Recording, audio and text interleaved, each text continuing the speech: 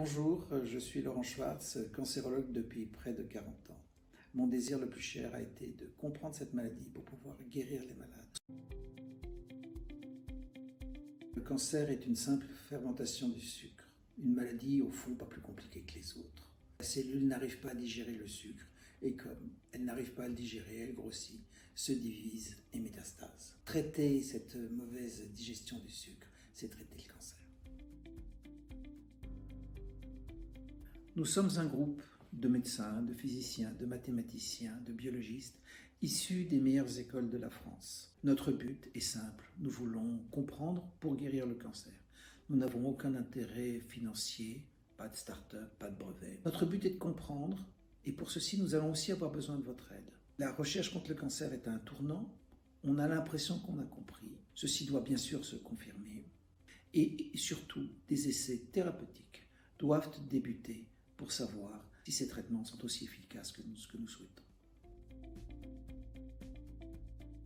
Les nouveaux acteurs en cancérologie, ils sont multiples. Il y a évidemment tous ces anticorps monoclonaux que nous propose l'industrie pharmaceutique, qui peut-être apporteront quelque chose d'important. Mais il y a aussi d'anciennes molécules, certaines de plus de 100 ans, comme le bleu de méthylène, qui date de 1876, l'acide lipoïque, 1960, l'hydroxycitrate, à peu près la même date, le dioxyde de chlore, lui, qui date de la Révolution française. Ces anciennes molécules sont potentiellement très efficaces contre le cancer. En tout cas, c'est ce que nous montrent les essais faits sur les cellules et les souris. Le bleu de méthylène est le plus vieux des médicaments, date de 1876. Deux structures benzéniques, l'une à côté de l'autre, accolées. Et voilà, vous avez le premier médicament. Tous les médicaments, pratiquement tous, qui ont été inventés entre 1920 et 1950 dérivent de ce bleu de méthylène. Les antidépresseurs, les premiers antibiotiques, les anti-inflammatoires, et ainsi de suite.